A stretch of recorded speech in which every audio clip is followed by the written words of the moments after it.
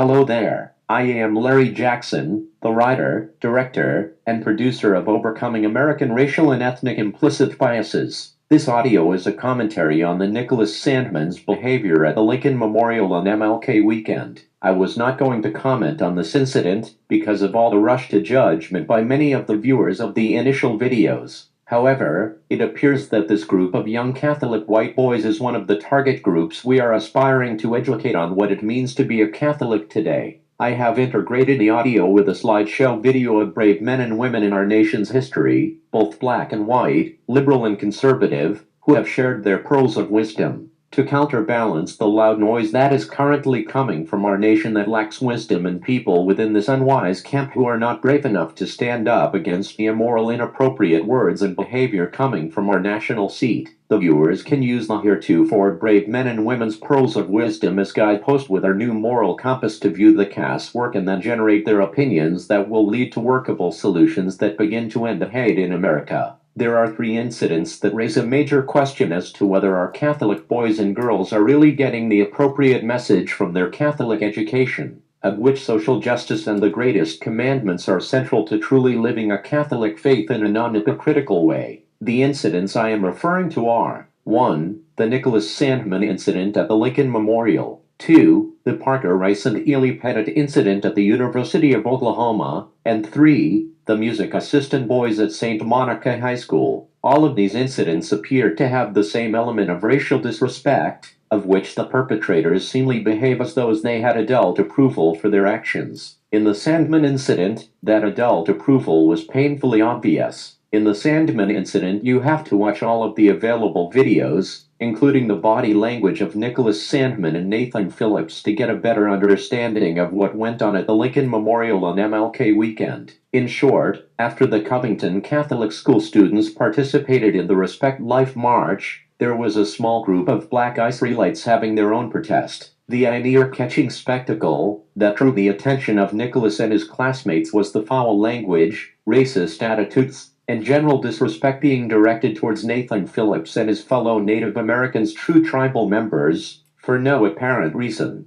As Nicholas's spectator group grew larger, the black Israelites turned their inappropriate, hateful behavior of words and threats towards the Catholic school students. This further intrigued Nicholas's group to the extent of having some of the parents, teachers, and chaperones give permission to the Catholic school group to counter the black Israelites' behavior with school chants, sparking the controversy. This entire Covington Catholic High School incident could have been avoided had the adults taken the position of protecting their children by directing the kids away from the area before the situation got out of hand. Therefore, the fault lies with the adults who should have known better. This is definitely a teachable moment. A priest, in an interview, said it well. This was a Respect Life March of which the school was participating in. It was a school-sanctioned event. The adults should have forbidden the MAGA hats to be worn at this school-sponsored event. The adults should have directed the students away from the disruption. The adults should not have given permission to the students to engage in the school chants that could have incited violence to the extent that the children could have been hurt. Shame on the adults. Interesting enough,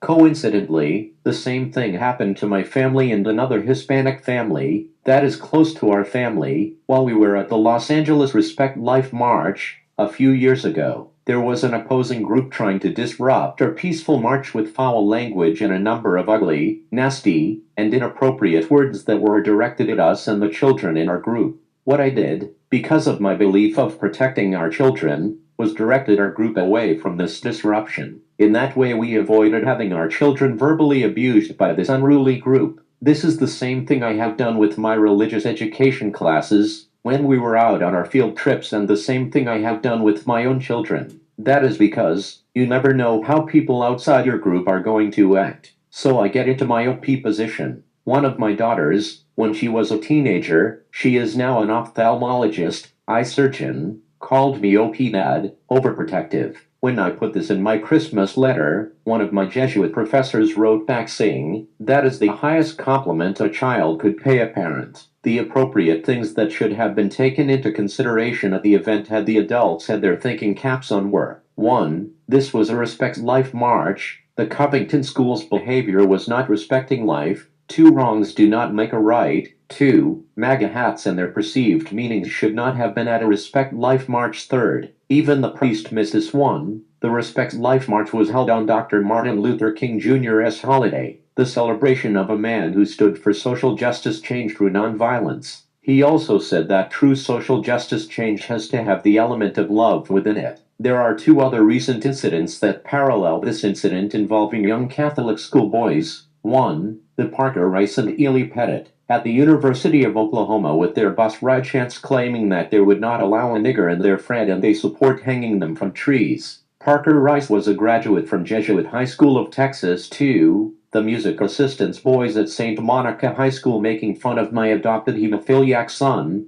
from Guatemala for his deformed arms and legs. I don't know about you, but my parents told me never to stare at people with disabilities, let alone make fun of their disabilities. Dr. Martin Luther King's nonviolence movement was taking place during a notable time of civil unrest relative to civil rights. There were counter-protesters inciting people with their chants that black people needed to achieve power, and that power came out of a barrel of a gun. There was J. Edgar Hoover, the FBI director, pronouncing Dr. King as a communist. There was the mass murder of student protesters at Kent State University, under the color of authority. Even at our own small 43-acre campus of Seattle University, while I was approaching the Piggott Building, unsuspectingly looking down while thinking about this afternoon class in international economics, on a nice quiet Seattle sunny afternoon, I looked up right into shotguns with fixed bayonets held by about 10 members of the Seattle Tactical Squad. They were on our campus to deal with about 10 protesters of the Vietnam War. Yet during all of this, Dr. King still preached achievement of social justice should be through nonviolence, even if you had to go to jail to do it. Through all of this, I am happy to report in all of my classes of 20 years of volunteer teaching of religious education,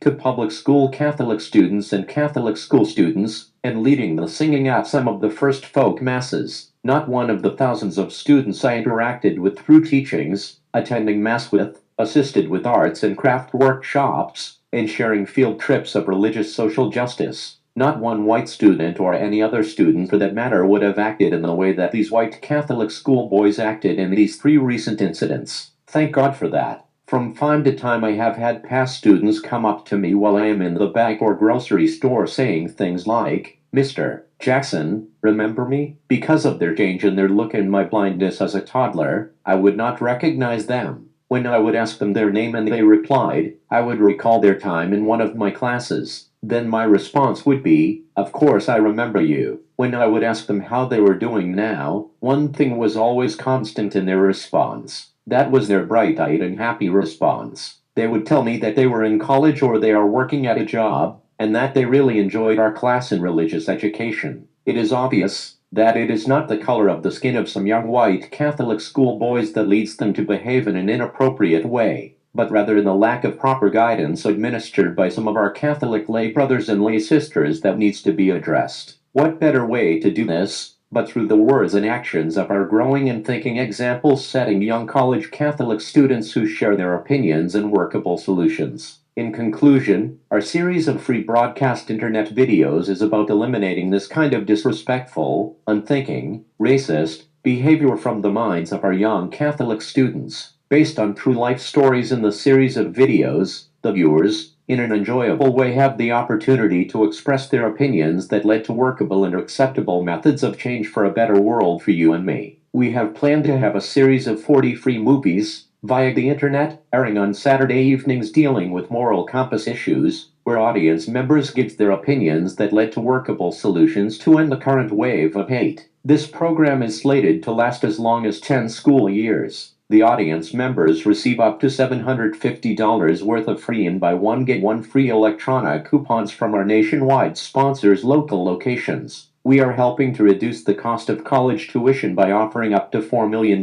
in college and high school tuition scholarships to those schools that have substantial audience viewers, to be awarded to those students who make significant volunteer time contribution to a social justice organization. In addition, 80% of our revenue is designated to our Worthy Causes Fund, which you can see on page 45 of our magazine, The Eye Opener. We are doing all of this to achieve audience viewers in the millions, so that those of us who are concerned about moral issues in the direction our country is being driven may have a loud voice in directing our country's moral fiber in the appropriate direction. There is a statement of interest that you should complete and email back to us, and a petition of inclusion that you should complete and email back to us. This gets the ball rolling to having your campus involved in a currently highly needed national moral compass of our citizenry, enacting appropriate standards of behavior from the largest segment of our population, the religious moral, until now silent majority. Soon other religious traditions will be joining us in our quest for common decency. The program is inviting approximately 130 Jesuit schools to participate in the audience, free viewers, and a number of other Catholic high schools and colleges. The program cannot award $4 million worth of scholarships to all participating schools. Therefore, it is important that, if your school is serious about making a substantial contribution to ending the current wave of hate in America and you want your students to have an equal opportunity to be awarded scholarships, you must get your statement of interest and your petition of inclusion into us as soon as possible. These scholarships are coming from corporate America.